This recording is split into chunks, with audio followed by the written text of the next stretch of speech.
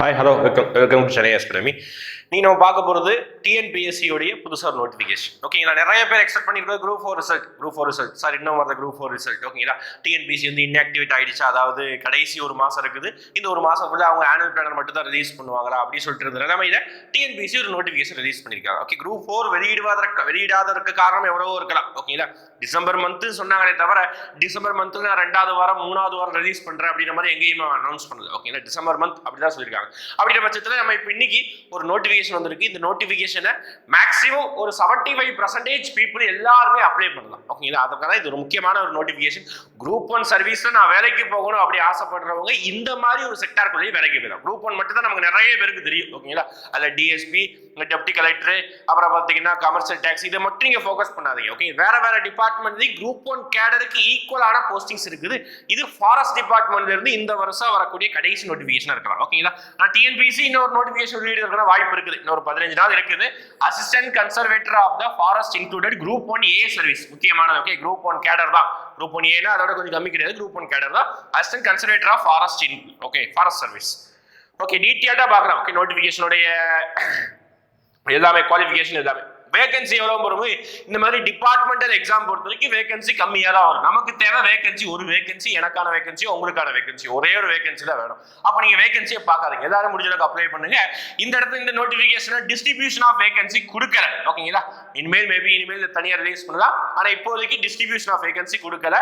மொத்தம் 9 வேகன்சி கணக்கு பார்த்துக்கோங்க. ஓகே, குரூப் 1 ஸ்கேல் தான். ஓகே, 56,100 ரூபாய் first initial pay scale level 22 fix பண்றாங்க. ஓகேங்களா, அடுத்து பாருங்க, எக்ஸாம் டேட்டை பொறுத்த வரைக்கும் டேட்டா நோட்டிஃபிகேஷன் வந்தது 13/12 இன்னைக்கு. அதுக்கப்புறம் அப்ளிகேஷன் எப்போ வரைக்கும் பண்ணலாம்னா அடுத்த வருஷம், அதாவது அடுத்த மாசம் தான். ஓகேங்களா, இன்னொரு 30 நாள் கொடுத்துருக்காங்க. 12/1/2023.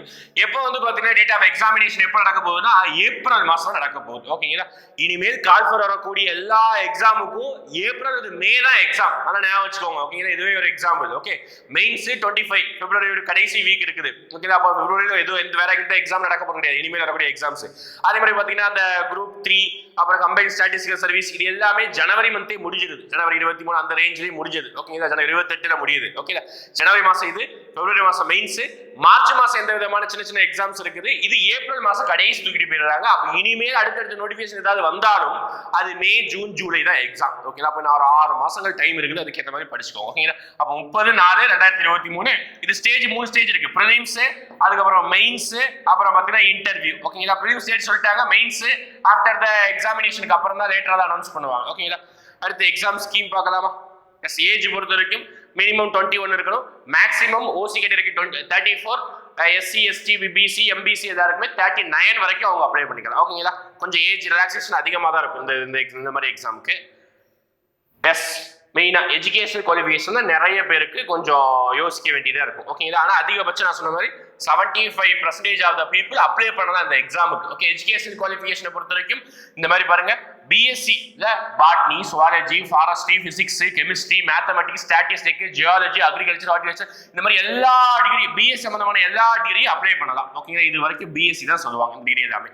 அதுக்கப்புறம் இன்ஜினியர். ஓகேங்களா, இன்ஜினியரிங்லையும் சில இன்ஜினியர் மட்டும் அப்ளிகபிள். ஓகேங்களா, for example agriculture engineering, civil engineer பசங்க நிறைய பேர் இருப்பீங்க, civil engineer, chemical engineer, computer science engineering அவங்க கூட வந்துடுறாங்க. Bachelor of electrical engineering, electronics, mechanical, maximum எல்லா டைப் ஆஃப் இன்ஜினியரிங் இதுக்குள்ள வந்துடுறாங்க. ஓகேங்களா, ஒரு சில யூனிக்கான இன்ஜினியரிங் படிச்சிருந்தீங்கன்னா மட்டும் அப்ளை பண்ண முடியாது. இந்த டைப் ஆஃப் இன்ஜினியர் எல்லாமே நம்ம மேக்ஸிமம் இந்த 3 கேட்டகரி நிறைய பேர் இருப்பீங்க. சிவில், கம்ப்யூட்டர், எலக்ட்ரானிக்ஸ், அப்புறம் மெக்கானிக்கல் பசங்க நிறைய பேர் இருப்பீங்க. ஓகேங்களா, இவ்வளோ கேட்டகரிகளை தாராளமாக இன்ஜினியரிங் பீப்புள் மேக்ஸிமம் அப்ளை பண்ணுங்க. அதுக்கப்புறம் BSc computer science, BSc environmental science, BSc veterinary science சொல்லிட்டு ஒரு 21 வகையான டிகிரி படிச்சவங்க மட்டும் இந்த எக்ஸாம் அப்ளை பண்ணலாம். மொத்தமாக பார்த்துக்கிட்டோம்னா 75% வந்துடுவாங்க. யாரெல்லாம் இன்எலிஜிபிள் அப்படி பார்த்தீங்கன்னா நம்ம ஊரில் இந்த பிகாம் படிச்சிருப்பாங்களா, அப்புறம் பிசிஏ, அப்புறம் பார்த்தீங்கன்னா இந்த எம்பிஏ, பிபிஏ, அப்புறம் பிஏ ஆர்ட்ஸ், ஹிஸ்ட்ரியில் பிஏ தமிழ், அப்புறம் பிஏ இங்கிலீஷ், இந்த மாதிரி ஆர்ட்ஸ் டிகிரி படிச்சவங்க கொஞ்சம் இன்எலிஜிபிள். சயின்ஸ் கேட்டகரி இருக்கிறவங்க கண்டிப்பாக எலிஜிபிளாக இருக்கிறாங்க. ஓகே, அப்போ எஜுகேஷன் குவாலிஃபிகேஷன் பார்த்தாச்சு. அடுத்து நம்ம பார்க்க போகிறது ஆஸ் யூசுவல் 10th, 12th, அப்புறம் பேச்சுலர் டிகிரி, அப்புறம் யூஜி டிகிரி. ஓகே, இதனால நம்ம படிச்சோம் இந்த மாதிரி. அடுத்து ஆக்சுவலாக வந்து இந்த மாதிரி எக்ஸாமுக்கு வந்து கண்டிப்பாக ஃபிசிக்கல் குவாலிஃபிகேஷன் பார்ப்பாங்க. ஓகே, நம்ம ஆல்ரெடி சொன்ன மாதிரி அந்த ஃபாரஸ்ட் சம்மந்தமாக எந்த எக்ஸாம் வந்தாலும் ரிட்டன் எக்ஸாம் இருக்கும், ஆனால் ஃபிசிக்கல் டெஸ்ட் இருக்காது. என்ன இருக்குன்னா அவங்களுடைய உடல் இதை பார்ப்பாங்க. அதுதான் வந்து செஸ்ட், அப்புறம் ஹைட், இந்த மாதிரி விஷயங்கள் ஆஃப்டர் ஆல் பார்ப்பாங்க. ஓகே, அவன் எவ்வளோ ஃபேட்டாக இருக்கு அதெல்லாம் பார்க்க போகிறது கிடையாது. அவனுக்கு ரன்னிங் ஓட தெரியுமா அதெல்லாம் கிடையாது. ஓகேங்களா, சாதாரணமாக ஹைட்டும் செஸ்ட் நார்மல் எக்ஸ்பென்ஷன் மட்டும் பார்ப்பாங்க. வேற எந்த விதமான பிசிக்கல் டெஸ்ட்டுமே கிடையாது. எஸ்ஐ மாதிரி போலீஸ் மாதிரி வேற எதுவுமே கிடையாது. ஓகேங்களா, மெயிலா இருந்தா 152 சென்டிமீட்டர் இருக்கணும். ஃபீமேல் கேண்டிடேட்டா இருந்தாங்கன்னா அப்படின்னா 145 சென்டிமீட்டர் இந்த இந்த இதுக்குள்ள இருக்கிறவங்க. ஓகே, இந்த ட்ரைப் பீப்புள் இருக்கிறவங்க. நார்மலா இருந்தா மெயிலா இருந்தா 163, ஃபீமேல் இருந்தா 150, அப்புறம் 84, இங்க 5 சென்டிமீட்டர் எக்ஸ்பென்ஷன் இருக்கணும். 79, 5 சென்டிமீட்டர் எக்ஸ்பென்ஷன். ஓகேங்களா, பிசிக்கல் சர்டிஃபிகேட் வைக்கணும் வேணாம், அது வந்து மெயின்ஸ்க்கு அப்புறம் தான் வைக்கணும், இப்போதைக்கு தேவையில்லை. நோட்டிஃபிகேஷன் ஃபுல்லாக ரீட் பண்ணிக்கோ. நோட்டிஃபிகேஷன் நான் டெலிகிராம்ல சென்ட் பண்ணிடுறேன். வேற முக்கியமானது அப்படி பார்த்தீங்கன்னா நம்மளுடைய எக்ஸாம் பேட்டர்ன். எஸ், எக்ஸாம் பேட்டர்னை பொறுத்த வரைக்கும் ப்ரிலிம்ஸ் எக்ஸாம் பேட்டர்ன் பாருங்க ரொம்ப முக்கியமானது. Exam pattern, prelims exam pattern அப்படியே is equal to group 1 exam. Okay, இப்போ ரீசெண்டாக எழுதிருப்பீங்க குரூப் 1 எக்ஸாமுக்கு ஈக்குவல். ஏன் அப்படி பார்த்தீங்கன்னா பாருங்க 175 கொஸ்டின் ஜிஎஸ் தான். அது என்ன ஸ்டாண்டர்ட்? Degree standard. அப்புறம் 25 கொஸ்டின் ஆப்டிடியூட். இப்போ மொத்தமாக பார்த்தீங்கன்னா 200 கொஸ்டின்ஸ் 3 மணி நேரம் 300 மார்க்ஸ் அப்படியே குரூப் 1 பேப்பர் தான் எங்க எக்ஸாம்ல இருக்குது. அடுத்து அடுத்து மெயின்ஸ். யாரெல்லாம் வந்து ப்ரிலிம்ஸ் பாஸ் ஆகி மெயின்ஸ் வரீங்களோ அப்போ மெயின்ஸ்க்கு எவ்வளவு பேர் சார் தேர்ந்தெடுக்கிறாங்க அப்படின்னா மொத்தம் 9 வேகன்சி. என்ன ரேஷியோ தேர்ந்தெடுக்கிறாங்கன்னா 1:10 ரேஷியோ தேர்ந்தெடுக்கிறாங்க. அப்போ மெயின்ஸ்க்கு எலிஜிபிள் ஆறவங்க கிட்டத்தட்ட 90ல இருந்து 100 பேர் தான் எலிஜிபிள் ஆவாங்க. அது மேபி கட் ஆஃப் பொறுத்து மாறுபடும். 90ல இருந்து 100 பேர் எலிஜிபிள் ஆறாங்க. ஓகே, அடுத்து மெயின்ஸ் எக்ஸாமினேஷன் பேட்டர்ன் பார்க்கலாம். மெயின்ஸை பொறுத்த வரைக்கும் இப்போ எல்லா மெயின்ஸ் எக்ஸாமினேஷன் தமிழ் எலிஜிபிலிட்டி வச்சிருக்காங்க. தமிழ் எலிஜிபிலிட்டி ஆஸ் யூஷுவல் அது நார்மலா இருக்கும். டிஸ்கிரிப்டிவ் பேப்பர் தான் 100 மார்க்குக்கு, அது எலிஜிபிலிட்டி மட்டும் தான். அதுக்கடுத்து என்ன வராங்க அப்படி பார்த்தீங்கன்னா நம்மளுடைய அதாவது பேப்பர் 2.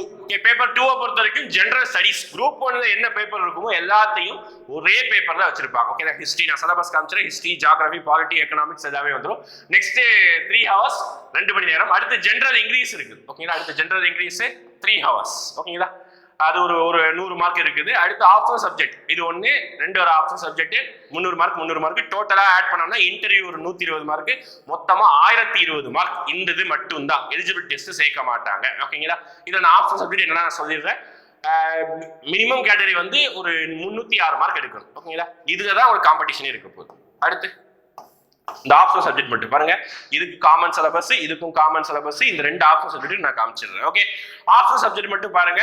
2 ஆப்ஷனல் சப்ஜெக்ட் வந்து சூஸ் பண்ணணும். பேப்பர் 4க்கும் பேப்பர் 5க்கும். ஓகேங்களா, இது இருக்கக்கூடிய பேப்பர்ல மொத்தம் எத்தனை பேப்பர் இருக்கு? 21 பேப்பர் இருக்குதா? 21 டிகிரி படிச்சவங்க 21 பேப்பர். இதுல இருந்து நம்ம எனி 2 ஓகே ஏதாவது 2 பேப்பரை செலக்ட் பண்ணணும். அதுதான் இங்க twist. Okay, mains return examination தான். ரிட்டன் எக்ஸாமினேஷன் ஏதாவது 2 பேப்பரை செலக்ட் பண்ணணும். ஓகே, அதுலயும் பேரையும் செலக்ட் பண்ணக்கூடாது. இப்போ நான் மேக்ஸ் படிச்சிருக்கேன் வச்சுக்கோங்க, நான் பிஎஸ்சி மேக்ஸ் படிச்சிருக்கேன். எனக்கு வந்து ஸ்டாட்டிஸ்டிக்ஸ் ஹெல்ப்ஃபுல்லா இருக்கும், ஈஸியா இருக்கும்னா நான் மேக்ஸும் படிச்சு ஸ்டாட்டிஸ்டிக்ஸ் சூஸ் பண்ணக்கூடாது. அதை நான் தெளிவா சொல்றேன். ஓகே, மொத்தம் 21 டிகிரி. இந்த 21 டிகிரியை பார்த்து வச்சுக்கோங்க. இதுல என்னைய பொறுத்த வரைக்கும் 2 சூஸ் பண்ணணும். ஒன்னு நீங்க என்ன சப்ஜெக்ட் படிச்சீங்களோ அதை தயவு செஞ்சு சூஸ் பண்ணிருங்க. சரியா? ஃபார் எக்ஸாம்பிள் வந்து நான் சிவில் இன்ஜினியர் படிச்சிருக்கேன்னா ஒரு சப்ஜெக்டா சிவில் இன்ஜினியர் தூக்கிடுங்க. ஓகேங்களா, இன்னொரு சப்ஜெக்ட் சூஸ் பண்றது பேரிங் இல்லாதது ஓரளவு கம்ஃபர்ட்டா இருக்கும் பாருங்க, அந்த சப்ஜெக்ட் சூஸ் பண்ணுங்க. ஓகே, நான் இந்த இதை பார்த்துக்கோங்க. அடுத்து நான் எதெல்லாம் பேரிங் சொல்றேன் பாருங்க. இந்த 1 2 3 4 5 பேரிங் இருக்கா? இந்த 5 பேரிங்ல இருந்து சேமா தேர்ந்தெடுக்க. நான் சொன்ன எக்ஸாம்பிள் வந்து நான் மேத்தமெட்டிக்ஸ் படிச்சிருக்கேன். அப்போ மேத்தமெட்டிக்ஸ் ஸ்டாட்டிஸ்டிக்ஸ் நான் சூஸ் பண்ணக்கூடாது. No candidate shall allowed to take more than 1 subject of the group.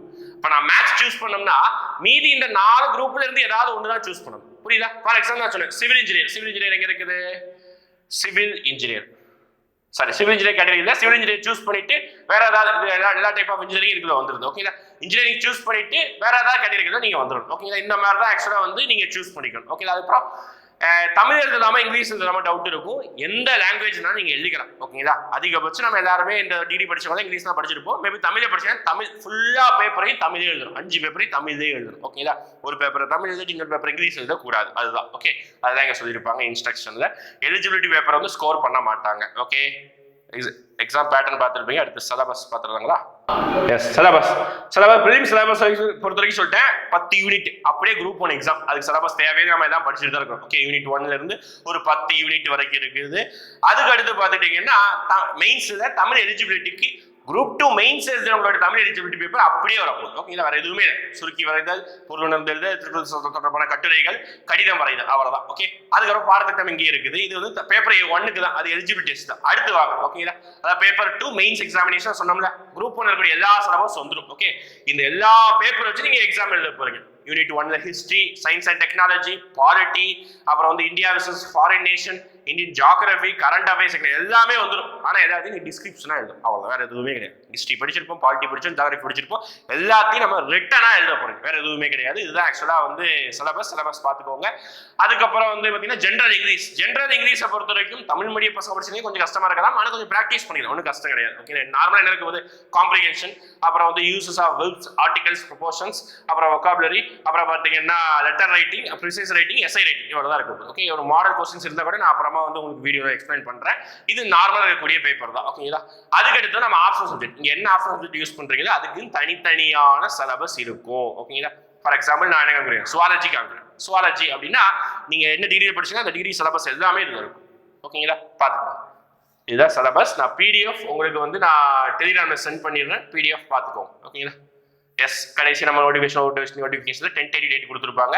ஆனா இதுபடி டிஎன்பிசி எப்பவுமே நடக்காது, அது உங்களுக்கு தெரிஞ்ச விஷயம். இருந்தாலும் 10:30 கொடுத்துருக்காங்க, பார்க்கலாம். ஓகேங்களா, எப்ப நடக்குது எக்ஸாம் பொறுத்த வரைக்கும் பாத்தீங்கன்னா 30 ஏப்ரல், அதாவது 30 4ஆம் தேதி நடக்குது, 4ஆம் மாசம் நடக்குது. 30ஆம் தேதி மெயின்ஸ் ரிசல்ட் எப்போ வர வாய்ப்பு இருக்கு அப்படின்னா 2 மாசத்துலேயே வந்துருமாமா, மே அடுத்து ஜூன் மாசத்துலேயே வந்துருமாமா. சரி, டிபார்ட்மெண்ட் எக்ஸாம் சீக்கிரமா வெளியிட்டுருவாங்கப்பா. ஓகேங்களா, இது ஒன்று. அடுத்து மெயின் ரிட்டன் எக்ஸாமினேஷன் எப்போ நடக்கும், ஒரு தோராயமா சொல்றாங்க செப்டம்பர் நடக்கும் அப்படின்னு சொல்றாங்க. அதுக்கு ரிசல்ட் வந்து ஏன்னா 90 பேர் தான், 90 பேர்ல 100 பேர் தான் எழுதுவான். அவன் பேப்பர்லாம் திருத்துறதுக்கு ரொம்ப நேரம் ஆகாது. ஒரு 4 நாள் டீச்சர்ஸ் சாரை கூப்பிட்டாங்கன்னா அவங்க திருத்தி முடிச்சிருவாங்க. November month, September, October, November result, interview எப்போ டிசம்பர், உங்களுக்கு போஸ்டிங் சிவி எல்லாம் முடியறதுக்கு ஒரு ஜனவரி பிப்ரவரி முடிச்சிடும். ஓகே, இது டென்டேட்டிவ் தான். இதுபடி தான் டிஎன்பிசி ஃபாலோ பண்ணுவாங்க. டிஎன்பிசி வந்து கரெக்டாக எல்லாத்தையும் ஃபாலோ பண்ணுவாங்க சொல்ல முடியாது. ஓகே, இதுதான் நோட்டிஃபிகேஷன். கொஞ்சம் தெளிவாக பார்த்துக்கோங்க. எல்லாரும் அப்ளை பண்ணுங்க. குரூப் 1 தவற விட்டவங்க, நான் குரூப் 1 கேட்டகரியில் போகணும் அந்த மாதிரி நினைக்கிறவங்க இதையும் கொஞ்சம் ஒரு வாய்ப்பாக யூஸ் பண்ணிக்கோங்க. வேகன்சி கம்மின்னு எப்பவுமே நினைக்க வேணாம். அடுத்தடுத்த நோட்டிஃபிகேஷன் தொடர்ந்து நம்மளோட சேனலை ஃபாலோ பண்ணுங்க. கூடிய விரைவிலேயே நம்ம அடுத்த வருஷத்துக்கான ஆனுவல் பிளானரோட சந்திப்போம். ஓகேங்களா, தேங்க்யூ.